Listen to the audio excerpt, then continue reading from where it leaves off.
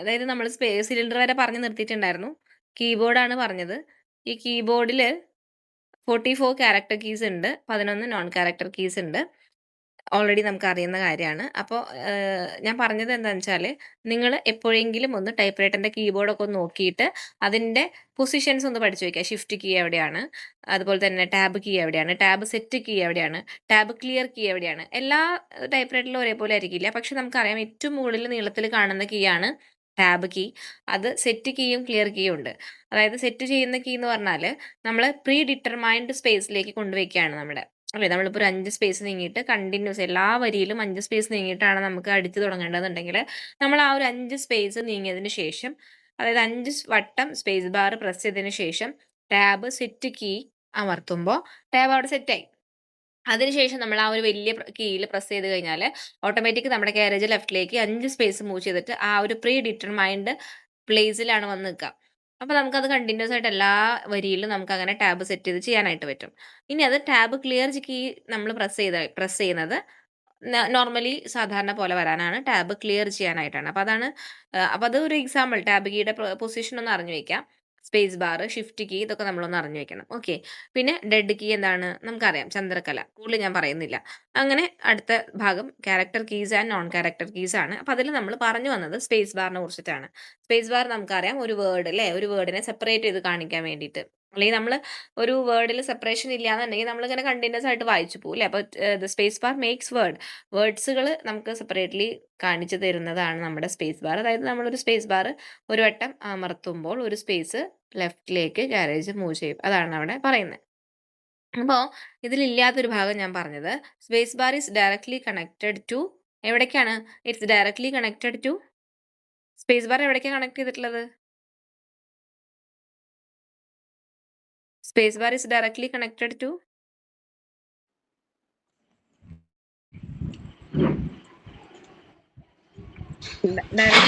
Dog block അല്ലേ? Dog ബ്ലോക്കിലേക്കാണ് അല്ലേ. എന്തുകൊണ്ടാണ് ഡോഗ് ബ്ലോക്കിലേക്ക് കണക്ട് ചെയ്യാൻ കാരണം എന്താണ്? അത് ഡയറക്ട്ലി അവിടേക്ക് മാത്രമാണ് കണക്ട് ചെയ്തിട്ടുള്ളൂ. എന്തുകൊണ്ടാണ്?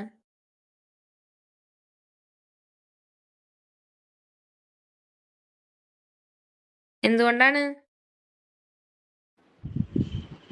ക്യാരക്ടർ പതിയാതിരിക്കാൻ. അതായത് ക്യാരക്ടർ പതിയാതിരിക്കാൻ നമുക്ക് അവിടെ ക്യാരക്ടർ കീസ് അവിടെ ഒന്നും വർക്ക് ചെയ്യേണ്ട കാര്യമില്ല. മറ്റുള്ള കണ്ടീഷൻസിലാണെങ്കിൽ നമ്മളിപ്പോൾ എ എന്ന് പറഞ്ഞ ഒരു ആൽഫബറ്റ് പ്രസ് ചെയ്യുന്ന സമയത്ത് ആ ഒരു ആൽഫബറ്റിൽ നമുക്ക് അറ്റ് എ ടൈം നമുക്ക് എന്ത് കിട്ടണം? We can get an impression അല്ലേ, നമുക്കൊരു ഇംപ്രഷൻ കിട്ടും അല്ലേ, നമുക്കൊരു ഇംപ്രഷൻ കിട്ടും. അതുപോലെ തന്നെ നമ്മുടെ ഒരു space bar character key press ചെയ്യുന്ന സമയത്ത് നമ്മുടെ കാരേജ് ലെഫ്റ്റ് സൈഡിലേക്ക് 1 ഡിഗ്രി മൂവ് ചെയ്യുകയും ചെയ്യും അല്ലേ, ലെഫ്റ്റ് സൈഡിലേക്ക് 1 ഡിഗ്രി മൂവ് ചെയ്യുകയും ചെയ്യും. അതിന് വേണ്ടിയിട്ടാണ്. അപ്പോൾ രണ്ടും അത് കണക്റ്റഡ് ആണ്. രണ്ടും അതായത് ക്യാരക്ടർ കീസ് എല്ലാം അല്ലെങ്കിൽ ബാക്കിയുള്ള കീസ് എല്ലാം എങ്ങനെ കണക്ട് ചെയ്തിട്ടുണ്ട്? ഒന്ന് ടൈപ്പ് ബാറുകളിലേക്ക് അല്ലേ, നമ്മുടെ ഒരു ഇംപ്രഷൻ കിട്ടുന്ന രീതിയിലേക്കും, അതുപോലെ തന്നെ മറ്റേത് ഡോഗ് ബ്ലോക്കിലേക്കും. അപ്പോൾ ഡോഗ് ബ്ലോക്കിലേക്ക് കണക്ട് ചെയ്യുന്നത് എന്തിനാണ്? നമുക്ക് സ്റ്റെപ്പ് ബൈ സ്റ്റെപ്പ് മൂവ്മെന്റ് കിട്ടാൻ വേണ്ടിയിട്ട് അല്ലേ, നമ്മുടെ കാരേജ് ലെഫ്റ്റിലേക്ക് മൂവ് ചെയ്യുന്നതിന് വേണ്ടിയിട്ടാണ് അതങ്ങനെ കണക്ട് ചെയ്തിട്ടുള്ളത്. പക്ഷേ space bar directly connected to dog block ആണ്. സ്പേസ് ബാർ ഡോഗ് ബ്ലോക്കിലേക്ക് ഡയറക്ട്ലി കണക്ട് ചെയ്തേക്കാണ് കാരണം അവിടെ there is no need to a impression. നമുക്ക് അവിടെ ഇംപ്രഷന്റെ ഒന്നും ആവശ്യമില്ല. അവിടെ ഇംപ്രഷന്റെ ആവശ്യമില്ല.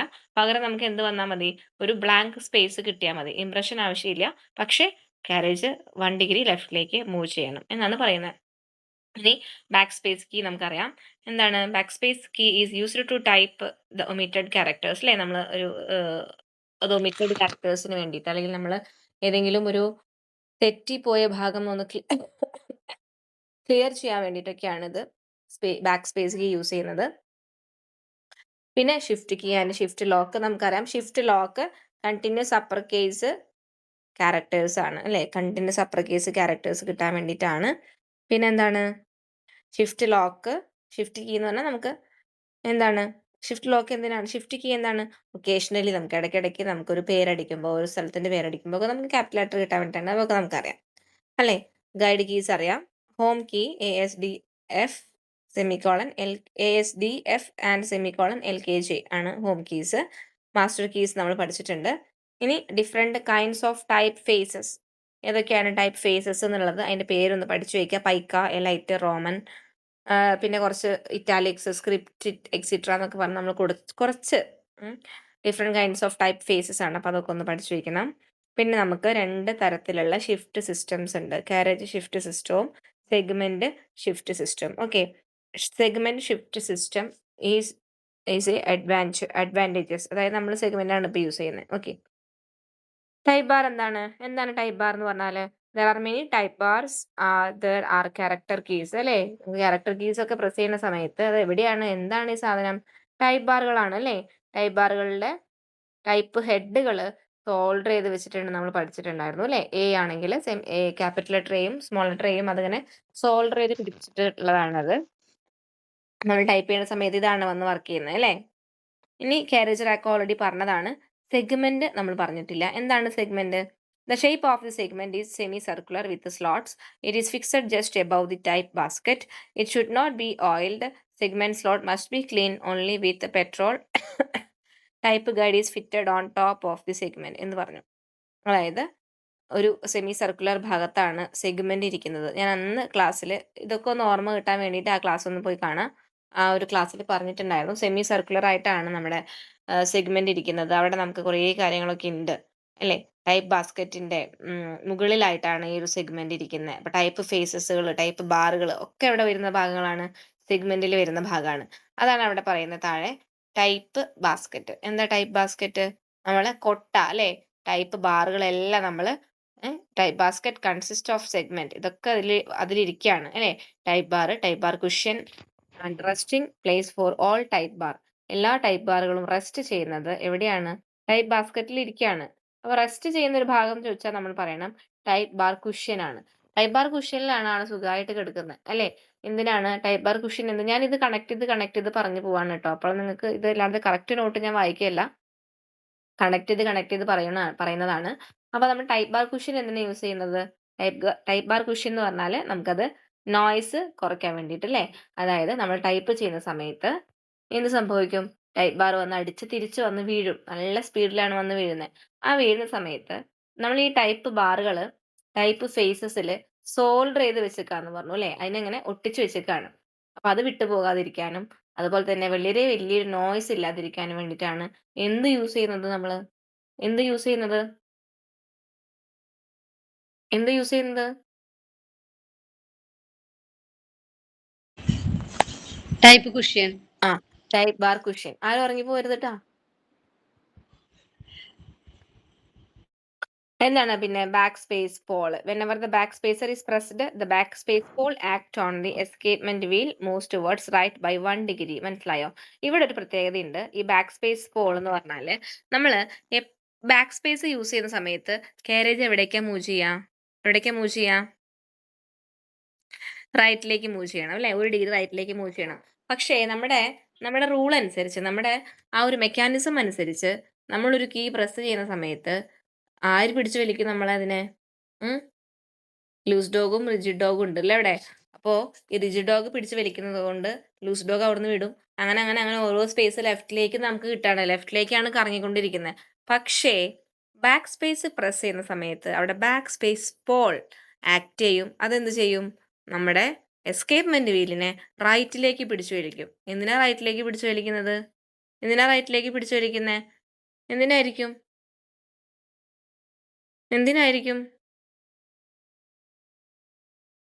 എന്തിനാണ്? കാരേജ് റൈറ്റിലേക്ക് പോകും. ആ, കാരേജ് റൈറ്റിലേക്ക് പോകാൻ വേണ്ടിയിട്ടാണ്. അപ്പൊ കാരേജിനെ റൈറ്റിലേക്ക് കൊണ്ടുവരണം എന്നുണ്ടെങ്കിൽ, കാരണം നമ്മൾ കാരേജ് റൈറ്റിലേക്ക് പോകാനെന്ന് മനസ്സിലായി. എന്താണ് ആ ഒരു കണ്ടീഷൻ? ബാക്ക് സ്പേസ് ആണ്. നമുക്ക് ബാക്കിലേക്കാണ് പോകേണ്ടത് അല്ലേ. നമ്മൾ അതിനെ എന്താ പറയാ? അതിനെ റീഇൻസേർഷൻ അല്ലെങ്കിൽ ഡിലീറ്റ് ഓപ്ഷൻ എന്നൊക്കെ പറയില്ലേ. നമ്മൾ ചെയ്തു വെച്ച കാര്യത്തിന് എന്തെങ്കിലും റീഇൻസേർഷൻ ചെയ്യാനുണ്ടോ, ഡിലീറ്റ് ചെയ്യാനുണ്ടോ, അതിനൊക്കെ വേണ്ടിയിട്ടാണ് നമ്മൾ എന്ത് ചെയ്യുന്നത്? ബാക്ക് സ്പേസ് പ്രസ് ചെയ്യുന്നത്. ആ സമയത്ത് എസ്കേപ്മെന്റ് വീലിനെ ബാക്ക് സ്പേസ് പോൾ ആണ് അവിടെ ആക്ട് ചെയ്യുക. അപ്പോൾ ബാക്ക് സ്പേസ് കീ എന്ന് പറയുന്നത് ബാക്ക് സ്പേസ് പോളുമായി കണക്ട് ചെയ്തിട്ടുണ്ടായിരിക്കണം. മനസ്സിലായോ? അതാണ് അവിടെ ശ്രദ്ധിക്കേണ്ടത്. ബാക്ക് സ്പേസ് കീ ആരുമായി കണക്ട് ചെയ്തിട്ടുണ്ടായിരിക്കണം? ബാക്ക് സ്പേസ് പോളുമായി കണക്ട് ചെയ്തിരിക്കണം. ഈ പോള് എന്നൊക്കെ പറയുമ്പോൾ എന്താ എന്ന് വിചാരിക്കേണ്ട. നമ്മൾ നേരത്തെ ഈ കാരേജ് റിട്ടേൺ ലിവർ, അപ്പോൾ ഒരു സംഭവം നമ്മൾ പറഞ്ഞു, ആ ലിവർ കണക്ട് ചെയ്തിട്ടുണ്ട് എന്നൊക്കെ പറയില്ല. ആ ഒരു ലിവർ ഉള്ളിലേക്ക് കണക്ട് ചെയ്തിട്ട് ഇതുപോലെ ഓരോ ചക്രത്തുമ്മ ഘടിപ്പിച്ചേക്കാണ്. അപ്പോൾ അതിനെയാണ് നമ്മൾ ഈ ഒരു ബാക്ക് സ്പേസ് പോൾ എന്നൊക്കെ പറയുന്നത് കേട്ടോ. ഒരു ഇങ്ങനെ പല്ല് പോലത്തെ സാധനം പിടിക്കാൻ വേണ്ടി അവിടെ ഇരിക്കുകയാണത്. അപ്പൊ നമ്മൾ ബാക്ക് സ്പേസ് പ്രസ് ചെയ്യുന്ന സമയത്ത് അത് എസ്കേപ്പ് മെനു വീലിനെ എവിടേക്ക് വലിക്കും? വലത്തോട്ട് വലിക്കും. ഇത്ര നേരം ഇടത്തോട്ടല്ല പോയിരുന്നത്. വലത്തോട്ട് പോവാം 1 ഡിഗ്രി. അപ്പൊ എന്ത് സംഭവിക്കും? ഒരു വട്ടം പ്രസ് ചെയ്യുമ്പോൾ ഒരു വട്ടം ഒരൊറ്റ ഡിഗ്രി റൈറ്റിലേക്കാണ് എസ്കേപ്പ് മെനു വീൽ തിരിയുക. എസ്കേപ്പ് മെനു വീൽ തിരിയുമ്പോൾ അതിനോടൊപ്പം ആര് തിരിയാൻ വേണ്ടി വെയിറ്റ് ചെയ്തിരിക്കുകയാണ്? ആരാ കറങ്ങുന്നത്? എസ്കേപ്പ് മെനു വീലിനോടൊപ്പം തന്നെ ആര് കറങ്ങും? Pinion wheel. Pinion wheel. Pinion pinion wheel. വീലിന്റെ മുകളിലാണ് എന്തിരിക്കുന്നത്? കാരേജ് ഇരിക്കുന്നത്. ഈ കഥകൾ മുഴുവൻ മനസ്സിലായോ ഇപ്പൊ? എങ്ങനെയാണ് കാരേജ് നീങ്ങുന്നത് എന്നുള്ളതൊക്കെ? ഉള്ളിൽ എന്തൊക്കെ സംഭവിക്കുന്നു എന്നുള്ളതൊക്കെ ക്ലിയർ ആയോ? വെള്ളം പോലെ ഏത് ഉറക്കത്തിലും എന്താണ് ബാക്ക് സ്പേസ് ബോൾ, എന്താണ് റിജിഡ് ഡോഗ്, എന്താണ് ലൂസ് ഡോഗ്? കിട്ടോ എല്ലാവർക്കും? ഇപ്പൊ ക്ലാസ്സിലിരിക്കുന്ന എല്ലാവർക്കും കിട്ടോ? ഒന്ന് ഉറപ്പിച്ച് പറഞ്ഞേ. ആരെങ്കിലും ഉണ്ടോ നോക്കട്ടെ. ഇത്രയും ദിവസം ഞാൻ പറഞ്ഞതല്ലേ. ആർക്കും പറയാൻ പറ്റില്ല? എന്താണ് ഇതിനുള്ളിൽ നടക്കുന്ന മെക്കാനിസം എന്നുള്ളത്? അതൊക്കെ വെറുതെ പറയാം. ഇപ്പോഴും കൺഫ്യൂഷൻ ഉണ്ടോ? മിസ് കിട്ടൊക്കെ ചെയ്യും. എന്നാലും അത് കണക്ട് ചെയ്ത് പോകുമ്പോ ഏതെങ്കിലുമൊക്കെ മിസ്സായി പോകുന്നുള്ളൂ. അങ്ങനെ എന്നാൽ ഏകദേശം ഒരു സ്കെച്ച് മനസ്സിൽ വന്നില്ലേ? ഇങ്ങനെയാണ്, ഇങ്ങനെയാണ്. എന്തെങ്കിലുമൊക്കെ വിട്ടുപോകും. അത് കുഴപ്പമില്ല. ഇപ്പൊ അതൊക്കെ കിട്ടും. ആ ഒരു ഓൾറൗണ്ട് എന്താ പറയാ, ഒരു ഏകദേശം ഐഡിയ ഉണ്ട്. എന്നാൽ ഈ പറഞ്ഞു വരുമ്പോ ചിലപ്പോ അതിൽ ഏതെങ്കിലുമൊക്കെ മിസ്സായി പോകുന്നു മാത്രമേ ഉള്ളൂ. ഒന്ന് ഇതിങ്ങനെ ഫ്ലോ ചാർട്ട് പോലെ ഒന്ന് എഴുതി വെക്കുക. ഫ്ലോ ചാർട്ട് കണ്ടിട്ടില്ലേ? നമ്മൾ പണ്ട് ഫ്ലോ ചാർട്ട് പഠിച്ചിട്ടുണ്ട് ബയോളജിയിലൊക്കെ. പുല്ല്, പുൽച്ചാടി, കാക്ക, പാമ്പ് എന്നൊക്കെ പറഞ്ഞ പുല്ലിന്ന് തുടങ്ങും. പുല്ലിനെ പുൽച്ചാടി തിന്നും. അങ്ങനെ ഒരു ഫ്ലോ ചാർട്ട് എഴുതി വെക്കുക. ആദ്യം നമ്മൾ ക്യാരക്ടർ കീ പ്രസ് ചെയ്യും. പ്രസ് ചെയ്യുന്ന സമയത്ത് ഇത് ഡോഗ് ബ്ലോക്കിലേക്ക് കണക്ട് ചെയ്യും. അങ്ങനെ അങ്ങനെ അങ്ങനെ. അല്ലാന്നുണ്ടെങ്കിൽ നേരെ ഓപ്പോസിറ്റ്. ആദ്യം കാരേജ് റാക്ക്, തൊട്ട് താഴെ പിനിയൻ വീല്, പിനിയൻ വീലിനോടൊപ്പം തന്നെ എസ്കേപ്പ്മെന്റ് വീല്, അതിന് തൊട്ട് താഴെ ആര്? ലൂസ് ഡോഗ്, റിജിഡ് ഡോഗ് അപ്പുറത്തും ഇപ്പുറത്തും. അതിനെ കണക്ട് ചെയ്തിട്ട് വെർട്ടിക്കൽ ലിങ്ക്, അതിനെ കണക്ട് ചെയ്തിട്ട് നമ്മുടെ കീബോർഡ്. ഇതിപ്പോ ഞാൻ വേഗം വേഗം പറഞ്ഞു പോയതാണ്. നിങ്ങൾ ആലോചിക്കുമ്പോൾ നിങ്ങൾക്കത് കിട്ടും. അതൊന്ന് നോട്ടിൽ 2, 3 വട്ടം എഴുതി വെക്കുക. ഇത് ഒരുപാട് എഴുതുന്നത് കൊണ്ട് വലിയ പ്രയോജനമൊന്നും ഇല്ല മിസ്സേ എന്ന് വിചാരിക്കണ്ട. നമുക്ക് 1 മാർക്കാണ് നമ്മുടെ റാങ്ക് നിശ്ചയിക്കുന്നതുണ്ടെങ്കിൽ ആ 1 മാർക്കിന് നമുക്ക് വിലയുണ്ട്. അപ്പൊ അതുകൊണ്ട് ഇത് എഴുതി, ഇനിയിപ്പോ ഇത് എഴുതി, ഇതൊക്കെ എഴുതി, ഇതൊന്നും ചോദിച്ചില്ല, എക്സാമിന് ചോദിച്ചില്ല, വേസ്റ്റ് ആയിപ്പോയി, അതൊന്നും വിചാരിക്കണ്ട. നിങ്ങൾ എവിടെ പ്രയത്നിക്കുന്നുണ്ടോ അതിനുള്ള റിസൾട്ട് നിങ്ങൾക്ക് കിട്ടിയിരിക്കും. അത് ഷുവറാണ്, എൻ്റെ അനുഭവമാണ്. നിങ്ങൾ അരമണിക്കൂർ ഇരുന്ന് പ്രവർത്തിച്ചിട്ടുണ്ടെങ്കിൽ ആ അരമണിക്കൂറിനുള്ള റിസൾട്ട് നിങ്ങൾക്ക് കിട്ടും. അത് എവിടെയെങ്കിലും കിട്ടും. ഈവൻ ജോലി കിട്ടണമെന്നായിരിക്കില്ല. ചിലപ്പോൾ നിങ്ങൾക്ക് വേറെ എന്തെങ്കിലും നല്ല റിസൾട്ട് കിട്ടും. അത് ഉറപ്പാണ്. അപ്പൊ അതുകൊണ്ട് ഒരു വട്ടം എഴുതിയാലും അല്ലെങ്കിൽ പേനയിലെ മഷി പോയാലും സമയം പോയാലും പേജ് തീർന്നാലും ഒന്നും നിങ്ങൾ വിഷമിക്കണ്ട. അതിനുള്ള റിസൾട്ട് നിങ്ങൾ ഹാർഡ് വർക്ക് ചെയ്തിട്ടുണ്ടെങ്കിൽ നിങ്ങൾക്ക് എന്തായാലും റിസൾട്ട് കിട്ടും. ടൈപ്പിസ്റ്റ് പരീക്ഷയോ കമ്പ്യൂട്ടർ സിസ്റ്റം പരീക്ഷയോ ഇന്നും നാളെയൊന്നും അവസാനിക്കില്ലല്ലോ. ഇനി നിങ്ങൾക്കിത് എഴുതാൻ പറ്റുന്നതാണ്. ഇപ്പൊ ദേ ഹൈക്കോർട്ട് കമ്പ്യൂട്ടർ സിസ്റ്റത്തിനെ വിളിച്ചിട്ടുണ്ട്. സെയിം തിയറിയാണ് ടൈപ്പ് റൈറ്റർ ചോദിച്ചിട്ടുള്ളത്. അപ്പൊ അത് എഴുതുന്നവർക്കും ഇത് യൂസ്ഫുൾ ആണ്. ഇത് തന്നെ പഠിച്ചാൽ മതി. വേറെ പ്രത്യേകിച്ചൊന്നുമില്ല. സിലബസ് ഒക്കെ കറക്റ്റ് ആണ്. അതും കുറച്ച് വേക്കൻസി ഉള്ള പോസ്റ്റാണ്. അതൊക്കെ അപ്ലൈ ചെയ്തിട്ടുണ്ടോ നിങ്ങളൊക്കെ? High court computer assistant. ചെയ്തിട്ടുണ്ട്. ആ പക്ഷെ അത് അവിടെ എറണാകുളത്ത് മാത്രമല്ലേ ഉള്ളൂ എക്സാം സെന്റർ? ആ ഹൈക്കോർട്ടല്ലേ അത്? ഹൈക്കോർട്ടിന്റെ സെന്റർ അവിടെയാണ് ആ വരുന്നത്. ഹൈക്കോർട്ട്. ഉം. ആ പക്ഷെ കമ്പ്യൂട്ടറൊക്കെ അപ്ലൈ നല്ല ചെയ്തിട്ടുണ്ട്. സിലബസ് ആണ്. പക്ഷെ അതിന് പ്രത്യേകിച്ച് സിലബസ് ഇല്ല എന്നൊക്കെയാണല്ലോ പറയണത്. സിലബസ് പ്രീവിയസ് സിലബസ് ക്വസ്റ്റ്യൻ ഒക്കെ പേപ്പർ ഉണ്ട്. വെച്ച് സിലബസ് ഒക്കെ മാത്രം. ഉണ്ട്. കറക്റ്റ് ആയിട്ട് സിലബസ് ഉണ്ട് അവർക്ക്. പക്ഷെ നമ്മൾ ആ ടൈപ്പിസ്റ്റിന്റെ പോലെ തന്നെയാണ്. ഏകദേശം ടൈപ്പിസ്റ്റ് പോലെ തന്നെ സിലബസ് ഒക്കെ വരുന്നത്. കമ്പ്യൂട്ടർ, ടൈപ്പ് റൈറ്റർ, പിന്നെ GK, ഇംഗ്ലീഷ്, അങ്ങനെ തന്നെ. സിലബസ് ഉണ്ടാവും. എന്റെ കയ്യിലുണ്ടെന്ന് തോന്നുന്നുണ്ട്. ഞാൻ അയച്ചുതരാം, ഗ്രൂപ്പിൽ ഇടാട്ടോ. അപ്പൊ നമ്മൾ ആ പറഞ്ഞു വന്നത് ഇതൊക്കെ ഒന്ന് ഇടയ്ക്കൊന്ന് ഇരിക്കുമ്പോൾ നിങ്ങളുടെ റഫിലൊക്കെ ഒന്ന് എഴുതി വെച്ച് നോക്കുക. അപ്പൊ നിങ്ങൾക്ക് കുറേയൊക്കെ 2, 3 കുറേ നാൾ കഴിയുമ്പോൾ നിങ്ങൾ ഇതിപ്പോ എന്നെക്കാളും സ്പീഡിൽ ചിലപ്പോൾ നിങ്ങൾ എനിക്ക് പറഞ്ഞുതരും. അത്രയും നിങ്ങൾ പഠിക്കും. മനസ്സിലായോ? ഓക്കെ. അപ്പൊ നമ്മളത് പറഞ്ഞു. ബാക്ക് സ്പേസ് പോൾ അപ്പോൾ ഇതാണ്. ബാക്ക് സ്പേസ് പോളുമായി കണക്ട് ചെയ്തിട്ടുണ്ട്. അതുകൊണ്ടാണ് നമ്മുടെ കാരേജ് റൈറ്റിലേക്ക് മൂവ് ചെയ്യുന്നത്. ടാബുലേറ്റർ പിറ്റിനെ കുറിച്ച് നമ്മൾ ഓൾറെഡി പറഞ്ഞതാണ്. Ribbon carrier. ഇനി റിബൺ കാരിയർ പറയുമ്പോൾ അവിടെ കുറേ കാര്യങ്ങൾ പറയാനുണ്ട്. Bevel gear, long gear shaft, spool shaft എന്നൊക്കെ പറഞ്ഞിട്ട് കുറേ കാര്യങ്ങൾ അവിടെ പറയുന്നുണ്ട്. ഒരുമിച്ച് പറയാം. അപ്പോൾ ഈ റിബൺ കാരിയർ എന്ന് പറഞ്ഞാൽ നമ്മൾ ടൈപ്പ് റൈറ്റർ ടൈപ്പ് ചെയ്യുന്ന സമയത്ത് നമുക്ക് ഇങ്ക് സ്പ്രെഡ് ചെയ്യുന്നത് റിബൺ ആണ് അല്ലേ? ഇങ്ക് റിബണിലൂടെയാണ് നമുക്ക് സ്പ്രെഡ് ചെയ്യുന്നത്. നമ്മൾ ഡ്യൂപ്ലിക്കേറ്ററിൽ പഠിച്ചപ്പോൾ പഠിച്ചിട്ടുണ്ടായിരുന്നു. ഇങ്ക് സ്പ്രെഡ് ചെയ്യുന്നത് സിൽക്ക് കാരിയർ വഴിയാണ് അല്ലെ? ഒരു ക്ലോത്ത് ആണ്. സിൽക്ക് കാരിയർ വഴിയാണ് ഡ്യൂപ്ലിക്കേറ്ററിൽ ഇങ്ക് വരുന്നതെന്ന് പഠിച്ചു. അപ്പൊ ഇവിടെ ടൈപ്പ് റൈറ്ററിൽ ഇങ്ക് വരുന്നത് റിബണിലൂടെയാണ് നമ്മളത് കാണുന്ന ഒരു സംഭവമാണ് റിബൺ. ഇടയ്ക്ക് നമ്മളത് ഊരി നോക്കാറുണ്ട്. ഒരു പണി അറിഞ്ഞില്ലെങ്കിലും വെറുതെ അത് ഊരി നോക്കാറുണ്ട്. ആ റിബൺ ഇങ്ങനെ കറങ്ങിക്കൊണ്ടിരിക്കുകയാണ്. അപ്പൊ റിബണ് എത്ര തരം മൂവ്മെന്റ് ഉണ്ട് റിബണിന്? എത്ര തരം മൂവ്മെന്റ് ഉണ്ട് റിബണിന്? എത്ര തരം മൂവ്മെന്റ് ഉണ്ട്? 3. 3 തരം. എന്താണ്? Up and down movement, ribbon reverse movement, പിന്നെ ലെന്ത് വഴി. Length wise movement. Length vice. Yes, length wise movement. ഇങ്ങനെ മൂവ് ചെയ്യുന്ന സമയത്ത് റിബൺ ഒരു ചെറിയൊരു ഒരു കമ്പിയുടെ ഉള്ളിലൂടെ അല്ലെങ്കിൽ ഒരു കണക്ടറിന്റെ ഉള്ളിലൂടെയാണ് ഈ സാധനം കയറി ഇറങ്ങി പോണേ അല്ലേ? അതിന് നമ്മൾ എന്ത് പറയും? അതിന് നമ്മൾ എന്താ പറയാ? Ribbon carrier. അതാണ് റിബൺ കാരിയർ അല്ലെങ്കിൽ റിബൺ വൈബ്രേറ്റർ എന്ന് പറയും അല്ലേ? It carries the ribbon. അങ്ങനെയാണ്, ഇറ്റ് ക്യാരീസ് ദി റിബൺ. നമ്മൾ ആ ഒരു പ്രിന്റിംഗ് പൊസിഷനിലേക്ക്, സെന്റർ പോയിന്റ് ഓഫ് പ്രിന്റിംഗ് എന്ന് പറയും. സെന്റർ പോയിന്റ് ഓഫ് പ്രിന്റിംഗ് എന്ന് പറഞ്ഞാൽ ടൈപ്പ് ഗൈഡ്. ആ ഒരു മിഡിൽ പോർഷനെയാണ് നമ്മൾ പറയുന്നത് ടൈപ്പ് ഗൈഡ്. അതിലൂടെ കറക്റ്റ് ആയിട്ട് ഈ സാധനം ഓടിക്കൊണ്ടിരിക്കുന്നത് റിബൺ കാരിയറിലൂടെയാണ്, അല്ലെങ്കിൽ റിബൺ വൈബ്രേറ്റർ എന്ന് പറയും. എന്താ വൈബ്രേറ്റർ എന്ന് പറയുന്നത്? കാരണം റിബൺ ഇങ്ങനെ അങ്ങോട്ടും ഇങ്ങോട്ടും ചാടിക്കൊണ്ടാണ് ഓടിക്കൊണ്ടിരിക്കുന്നത് അല്ലേ? വെറുതെ ഇത് ലെങ്ത് വൈസ് ഓടല്ല. അവിടെ ഒരു മൂവ്മെന്റ് ഉണ്ട്, അപ്പ് ആൻഡ് ഡൗൺ മൂവ്മെന്റ്. മുകളിലേക്കും താഴേക്കും ഇത് മൂവ് ചെയ്യുന്നുണ്ട്. അത് കൃത്യമായി നിങ്ങൾ നോട്ടീസ് ചെയ്തിട്ടുണ്ടെങ്കിൽ മനസ്സിലാവും. Ribbon up and down move ചെയ്യുന്നുണ്ട്. ഈ അപ്പ് ആൻഡ് ഡൗൺ മൂവ് ചെയ്യുന്നതിന് ഒരു വളരെ വലിയൊരു ഉദാഹരണമാണ് ബൈക്രോം ഡിവൈസ് പഠിക്കുമ്പോൾ. എന്താ ബൈക്രോം ഡിവൈസ്? അതും റിബൺ കാരിയർ തന്നെയാണ്. മനസ്സിലായോ? ബൈക്രോം ഡിവൈസ് എന്ന് പറഞ്ഞാലും അത് റിബൺ കാരിയർ തന്നെയാണ്. എന്തുകൊണ്ടാണ് ബൈക്രോം ഡിവൈസ് എന്ന് പറയാൻ കാരണം? 2 കളേർഡ് ആയിട്ടുള്ള റിബൺ, അതാണ് ബൈക്രോം റിബൺ. 2 കളേർഡ് അല്ലെ? 2 കളേർഡ് റിബൺ. നമ്മൾ ഓൾറെഡി പറഞ്ഞു, റെഡും ബ്ലാക്കും, അല്ലെങ്കിൽ റെഡും വേറെ ഏതെങ്കിലും കളറും, അല്ലെങ്കിൽ ബ്ലൂവും ബ്ലാക്കും, അങ്ങനെ നമുക്ക് അങ്ങനെ കളർ ഉണ്ടെന്ന് പറയപ്പെടുന്നു. പക്ഷെ നമ്മൾ പഠിച്ചിട്ടുള്ളത് റെഡും ബ്ലാക്കും ആണ്. ഈ റെഡും ബ്ലാക്കും കളർ 2 കളേർഡ് റിബൺ വെച്ചിട്ട് നമ്മൾ ടൈപ്പ് ചെയ്യുമ്പോൾ ഒരു റിബണിൽ 2 കളർ വരും അല്ലേ? ആ സമയത്ത് നമ്മൾ നമ്മുടെ റിബൺ പൊസിഷൻ ഇൻഡിക്കേറ്റർ ഇത് എവിടെ സ്ഥിതി ചെയ്യുന്നു? ഈ റിബൺ പൊസിഷൻ ഇൻഡിക്കേറ്റർ എവിടെ കാണാത്? ഇതെവിടെയാണ് റിബൺ പൊസിഷൻ ഇൻഡിക്കേറ്റർ ഇരിക്കുന്നത്? എവിടെ ഇരിക്കുന്നത്? ആലോചിച്ച് പറഞ്ഞു ഒന്ന്. റൈറ്റ് സൈഡിലാണ്. ആ റൈറ്റ് സൈഡിൽ അല്ലേ? നമ്മുടെ കീബോർഡ് കഴിഞ്ഞിട്ട് ഒരു ഗ്യാപ്പ് ഉണ്ട് അവിടെ. ആ റൈറ്റ് സൈഡിലാണ് റിബൺ പൊസിഷൻ ഇൻഡിക്കേറ്റർ എന്ന് പറഞ്ഞിട്ടുള്ള ഒരു ചെറിയൊരു ലിവർ പോലെ ഒരു സാധനം അവിടെ നിൽക്കുന്നുണ്ട്. നമുക്ക് പിടിച്ചിങ്ങനെ അങ്ങോട്ടും ഇങ്ങോട്ടും തിരിക്കാം. അതിന് തൊട്ടിപ്പുറത്തായിട്ട് നമുക്കൊരു 4 കളറും എടുക്കുന്നുണ്ടാവും അല്ലെ? White, red, black, yellow. നമ്മൾ എപ്പോഴാണ് ഇത് വൈറ്റിലേക്ക് ഇടുന്നത്? വൈറ്റ് ഇടുന്നത് എപ്പോഴാ? ആ റിബൺ പൊസിഷൻ ഇൻഡിക്കേറ്റർ വൈറ്റ് പൊസിഷനിലേക്ക് എടുക്കുമ്പോൾ. അതിന്റെ അർത്ഥം എന്താ? അതിന്റെ അർത്ഥം എന്താ?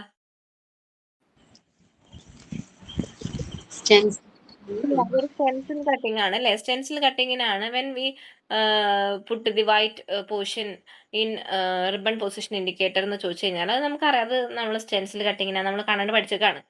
അപ്പൊ എന്താണ് സ്റ്റെൻസിൽ കട്ടിങ്ങിൽ എന്തുകൊണ്ട് വൈറ്റ് ഇട്ടു? എന്തിന് വൈറ്റ് ഇട്ടു? അതിന്റെ യൂസ് എന്താ?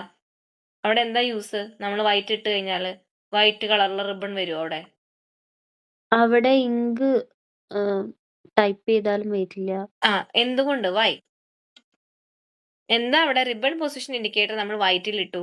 അത് നമ്മൾ വൈറ്റിൽ ഇടുന്ന കണ്ടീഷൻ ഡ്യൂപ്ലിക്കേറ്ററിലാണ്. ഇതൊക്കെ നമ്മൾക്കറിയാം. ഇതൊക്കെ നമ്മൾ ക്വസ്റ്റ്യനിൽ ബൈ ഹാർട്ട് പഠിച്ചു വെച്ചേക്കാണ്. പക്ഷെ എന്താ അവിടെ നടക്കുന്നത്? നമ്മൾ വൈറ്റിൽ ഇടുന്ന സമയത്ത് വൈറ്റ് കളറിൽ റിബൺ വരികയാണോ ചെയ്യുക? എന്താ അവിടെ നടക്കുന്നത്? Up and down movement disable അതായത് റിബൺ അവിടെ മൂവ് ചെയ്യില്ല. എന്താ സംഭവിക്കുന്നത്? റിബൺ മൂവ് ചെയ്യില്ല. റിബൺ ഇങ്ങനെ അങ്ങാണ്ട് നിൽക്കും. നിങ്ങൾ ഇട്ട് നോക്കൂ. ഇട്ട് നോക്കാൻ ടൈപ്പ് ഇപ്പം ഉണ്ടാവില്ല. വൈറ്റ് ഇട്ട് കഴിഞ്ഞാൽ റിബൺ അവിടെ മൂവ് ചെയ്യില്ല. പകരം എന്ത് സംഭവിക്കും? അതായത് ഈ അപ്പ് ആൻഡ് ഡൗൺ മൂവ്മെന്റ് അവിടെ ഇല്ല, ലെങ്ത് വൈസ് മൂവ്മെന്റും ഇല്ല. അതിങ്ങനെ അവിടെ നിൽക്കും. റിബൺ അവിടെ നിന്നോട്ടെ, മുകളിലേക്ക് താഴത്തേക്കൊന്നും വരില്ല. അങ്ങനെ വരുമ്പോൾ എന്ത് സംഭവിക്കും? നമ്മൾ കീസ് പ്രസ് ചെയ്യുന്ന സമയത്ത് ടൈപ്പ് ബാർ വന്ന് കാരേജും അടിക്കും, അല്ലെങ്കിൽ ആ സിലിണ്ടറും അടിക്കുന്ന സമയത്ത് എന്താ സംഭവിക്കുന്നത്? അവിടെ റിബണിന് വന്ന് മഷി സ്പ്രെഡ് ആവല്ല, ഹാർഡ് ടച്ച് ആണ് കൊടുക്കുന്നത് അവിടെ. ആ ഹാർഡ് ടച്ച് കൊടുക്കും. അപ്പോൾ ടച്ച് റെഗുലേറ്റർ എവിടെ കിടക്കണം? ടച്ച് റെഗുലേറ്ററിൽ എത്രാമത്തെ പൊസിഷനിൽ ഇടണം? അപ്പോൾ എത്രാമത്തെ പൊസിഷനിൽ? ഇതൊക്കെ കണക്റ്റഡ് ആണ് കേട്ടോ. ഇങ്ങനെ കണക്റ്റഡ് ആയിട്ട് തന്നെ നിങ്ങൾ പഠിക്കുക. അപ്പൊ ആ ഒരു ടച്ച് റെഗുലേറ്റർ എവിടെ ഇടണം? എവിടെ ഇടണം?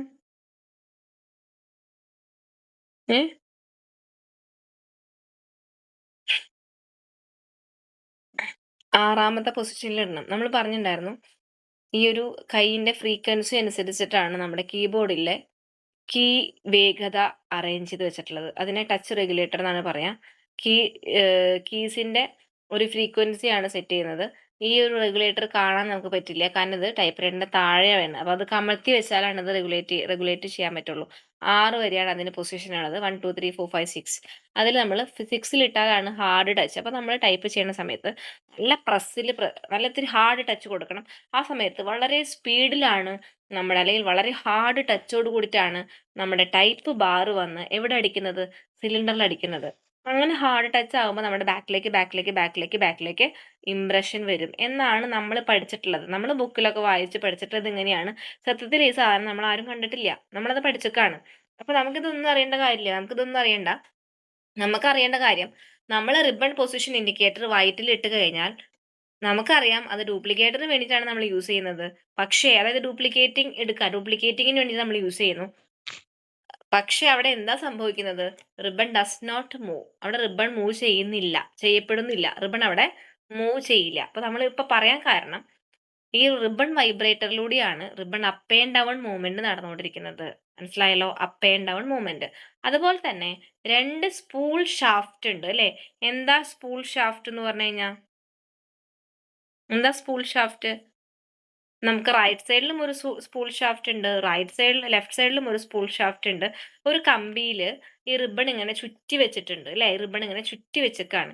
ഈ റിബൺ ചുറ്റി വെച്ചിട്ടുള്ളത് നമ്മൾ ടൈപ്പ് ചെയ്യണ സമയത്ത് ഇത് ഏതെങ്കിലും ഒരു സൈഡിലേക്ക് ഇങ്ങനെ മൂവ് ചെയ്യുന്നുണ്ടാവും. കറങ്ങി ആ ഒരു അറ്റത്ത് തന്നെ ഇതിങ്ങനെ വട്ടി നമ്മൾ പണ്ട് ടേപ്പ് റെക്കോർഡ്സിൽ എന്താ കാസറ്റുകൾ കണ്ടിട്ടുണ്ടാവും അല്ലെ? ആ വീൽ ഇങ്ങനെ ചുറ്റി അപ്പുറത്തേക്ക് എത്തും, പിന്നെ അത് തിരിച്ചു ചുറ്റും അല്ലെ? അത് കഴിയുമ്പോൾ അത് ഇങ്ങനെ തിരിച്ചു ചുറ്റും. നമ്മൾ അതൊക്കെ എടുത്ത് കളിച്ചിട്ടുണ്ട്. ആ സാധനം കേടായി പോകുമ്പോൾ അതൊക്കെ എടുത്തൊന്ന് വെറുതെ ഇങ്ങനെ നോക്കും. അപ്പൊ ചിലപ്പോൾ വർക്ക് ചെയ്യും. അതൊക്കെ പണ്ട് നമ്മൾ അങ്ങനെയൊക്കെ ചെയ്തിട്ടുണ്ട്.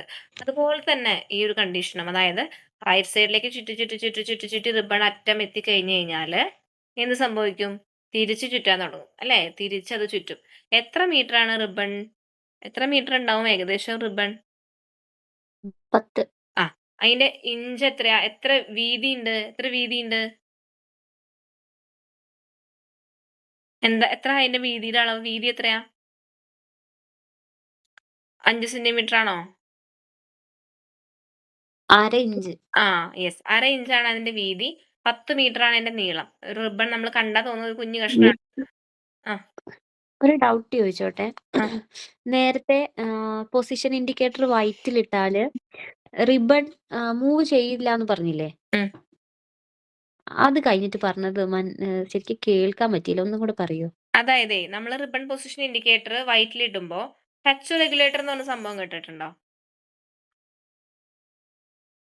ടച്ച് റെഗുലേറ്റർ കേട്ടിട്ടുണ്ടോ? ഇല്ല, കേട്ടിട്ടില്ല. ആ. ഇല്ല. ടച്ച് റെഗുലേറ്റർ എന്ന് പറയുന്നത് നമ്മൾ ചില ടൈപ്പ് റൈറ്ററിൽ ടൈപ്പ് ചെയ്യാനിരിക്കുന്ന സമയത്ത് വെറുതെ ഒന്ന് പ്രസ് ചെയ്യുമ്പോഴേക്കും ടൈപ്പ് ബാർ വന്ന് അടിക്കും.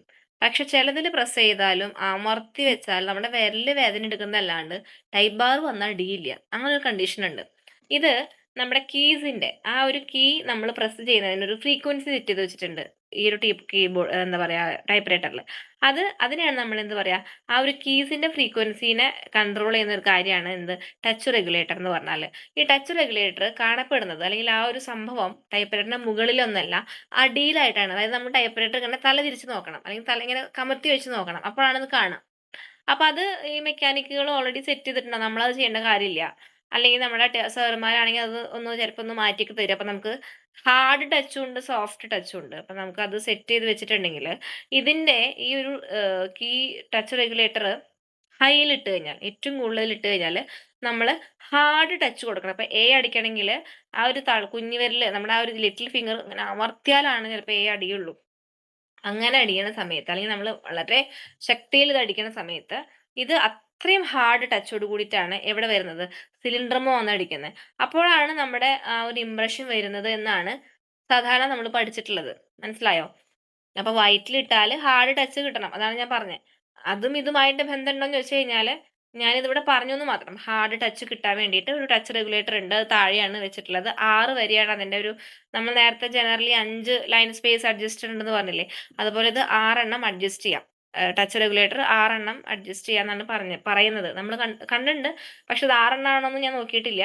നമ്മളിത് ബുക്കിലൊക്കെയാണ് 6 എണ്ണം പഠിക്കുന്നത് കേട്ടോ. നമ്മൾക്കത് നോക്കേണ്ട വലിയ കാര്യത്തിലൊന്നും ടച്ച് റെഗുലേറ്റർ എന്താണ്, ഇതാണ് ടച്ച് റെഗുലേറ്റർ എന്ന് പറഞ്ഞ് കാണിച്ചു കൊടുക്കുന്നല്ലാണ്ട് 6 എണ്ണമാണോ എന്നുള്ളത് അറിയില്ല. പക്ഷെ നമ്മുടെ ക്വസ്റ്റ്യൻ പേപ്പറിലും ടെക്സ്റ്റ് ബുക്കുകളിലെല്ലാം 6 എണ്ണമാണ് കിടക്കുന്നത്. അതുകൊണ്ടാണ് ഞാൻ 6 എന്ന് പറഞ്ഞത്. പക്ഷെ ഇതുവരെ പ്രീവിയസ് ഇയർ ക്വസ്റ്റ്യൻ പേപ്പറിലൊന്നും ചോദിച്ച് കണ്ടിട്ടില്ല. 6 എന്നുള്ള നമ്പർ കണ്ടിട്ടില്ല. അപ്പോ ഈ വൈറ്റ് ഇടുന്ന സമയത്ത് എന്ത് സംഭവിക്കും? വൈറ്റിൽ ഇടുമ്പോൾ റിബൺ മൂവ് ചെയ്യില്ല. ഹാർഡ് ടച്ച് കൊടുക്കുന്നതിനോടൊപ്പം ബാക്കിലേക്ക് ഇംപ്രഷൻ വരും. നമ്മൾ പറഞ്ഞല്ലോ, ഒരു സിൽക്ക് കാരിയറിലൂടെയാണ് ഇംപ്രഷൻ വരുന്നത് ഡ്യൂപ്ലിക്കേറ്റർ എന്നൊക്കെ പറഞ്ഞു. അപ്പോൾ ഇവിടെ നമ്മൾ ചിലപ്പോൾ കാർബൺ പേപ്പർ വയ്ക്കുകയാണെങ്കിൽ നല്ല ഫോഴ്സ്ഫുള്ളി നമ്മൾ ടച്ച് ചെയ്യുമ്പോഴാണ് ബാക്കിലേക്ക് ഇംപ്രഷൻ വരുന്നത്. അപ്പൊ അതിനായിരിക്കാം, നമുക്കറിയില്ല, അത് നമ്മളിത് കണ്ടിട്ടില്ല. നമ്മളിത് അങ്ങനെയാണെന്ന് വിചാരിച്ചിട്ട് നമ്മളെ പഠിപ്പിക്കുന്നു ഓരോരുത്തർ. നമ്മളത് വെച്ചിട്ടാണ് ആൻസർ ചെയ്യുന്നത്. അത്രേ ഞാൻ പറഞ്ഞുള്ളൂ കേട്ടോ. ടച്ച് റെഗുലേറ്ററുമായി അത്രേ പറഞ്ഞുള്ളൂ. അപ്പോൾ ഞാൻ ഇപ്പോൾ പറഞ്ഞു വന്ന് 2 സ്പൂൾ ഷാഫ്റ്റ് ഉണ്ട് റൈറ്റ് സൈഡിലും ലെഫ്റ്റ് സൈഡിലും. നമ്മളെ റിബൺ ഇങ്ങനെ കറങ്ങി 10 മീറ്റർ നീളം, ഏകദേശം 10 മീറ്റർ നീളമുള്ള റിബൺ കറങ്ങി റൈറ്റ് സൈഡിൽ കംപ്ലീറ്റ് ആയി നിൽക്കുമ്പോൾ എന്ത് സംഭവിക്കും? ഈ റിബൺ അറിയാം ഞാനിവിടെ അറ്റത്ത് മുട്ടി, ഇനിയിപ്പോൾ ഈ അറ്റത്തില്ല നീളമില്ല. എന്ത് സംഭവിക്കും? റിബൺ ഓട്ടോമാറ്റിക്കലി റിവേഴ്സ്ലി കറങ്ങാൻ തുടങ്ങും അല്ലേ? അതാണ് ഓട്ടോമാറ്റിക് റിവേഴ്സ് മൂവ്മെന്റ്, അല്ലെങ്കിൽ ribbon reverse movement, automatic ribbon movement എന്നൊക്കെ പറയുന്നത് ഇതാണ്. റിവേഴ്സ്ലി ഇത് കറങ്ങും, റിവേഴ്സ് ആയിട്ട് കറങ്ങാൻ തുടങ്ങും. ഈ ഒരു എൻഡിൽ, ഇപ്പോൾ ലെഫ്റ്റ് എൻഡിൽ കംപ്ലീറ്റ് ആയാൽ വീണ്ടും റൈറ്റ് സൈഡിലേക്ക് അത് കറങ്ങും. ഇതാണ് ഓട്ടോമാറ്റിക് റിബൺ മൂവ്മെന്റ് അല്ലെങ്കിൽ റിവേഴ്സ് മൂവ്മെന്റ് എന്ന് പറയുന്നത്. അപ്പൊ അതിന് തന്നെ എന്ത് പറയും? ലെങ്ത് വൈസ് മൂവ്മെന്റ് അല്ലെ? അത് നീളത്തിലാണ് ഇങ്ങനെ ചുറ്റിക്കൊണ്ടിരിക്കുന്നത്, നീളത്തിലാണ് ഇത് ചുറ്റുന്നത്. അതുകൊണ്ട് ലെങ്ത് വൈസ് മൂവ്മെന്റ് എന്ന് പറയും. അപ്പൊ 2 മൂവ്മെന്റ് ആയി. മൂന്നാമത്തെ മൂവ്മെന്റ് എന്താണ്? Up and down movement. അതാണ് വൈബ്രേറ്റർ സംഭവിക്കുന്നത്. മുകളിലേക്കും താഴേക്കുമായിട്ടത് നീങ്ങിക്കൊണ്ടിരിക്കും. അപ്പോൾ റെഡിൽ ഇട്ട് കഴിഞ്ഞാൽ റിബൺ ഏത് സൈഡിലേക്ക്, അല്ലെങ്കിൽ എങ്ങനെയായിരിക്കും അത് മൂവ് ചെയ്യുക? അത് റിബൺ റെഡിലിട്ടു, നമ്മൾ റിബൺ പൊസിഷൻ ഇൻഡിക്കേറ്റർ റെഡിലിട്ടു, നമുക്ക് റെഡ് കളർ മാത്രം മതി. അപ്പൊ എന്ത് സംഭവിക്കും? എങ്ങനെയായിരിക്കും റിബൺ മൂവ് ചെയ്യുക? എങ്ങനെയാ മൂവ് ചെയ്യുന്നത്?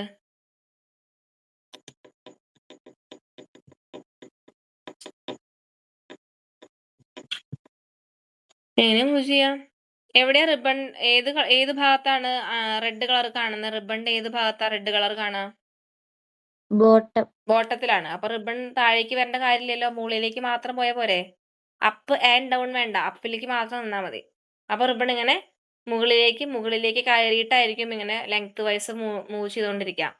ഞാനത് മനസ്സിലാൻ വേണ്ടി പറഞ്ഞതാണ് കേട്ടോ. അപ്പൊ അത് ബോട്ടം കളർ എന്ന് പറഞ്ഞു കഴിഞ്ഞാൽ അത് റെഡ് ആണ്. റിബണിന്റെ താഴെയാണ് റെഡ് കളർ കാണുന്നത്. ഓക്കെ. അപ്പൊ നമ്മൾ ഇവിടെ പറഞ്ഞത് 2 സ്പൂൾ ഷാഫ്റ്റ് ഉണ്ട്. അതിൽ നിന്ന് ഒരു ചെറിയൊരു കണക്ഷൻ താഴേക്ക് പോകുന്നുണ്ട്. അതിനെയാണ് നമ്മൾ പറയാ ലോങ് ഇയർ ഷാഫ്റ്റ് അല്ലെങ്കിൽ മെയിൻ ഷാഫ്റ്റ് എന്ന് പറയും. അതിൽ നമുക്ക് 2 ഗിയറുകളുണ്ട്. എന്താണ്? 2 gear connected with that it's name is bevel gear. എന്താണ്? ബെവൽ ഗിയർ 2 എണ്ണമാണ്. അപ്പൊ അത് the bevel gear connecting to the ribbon spool shaft with the course lengthwise and reverse movement of the ribbon.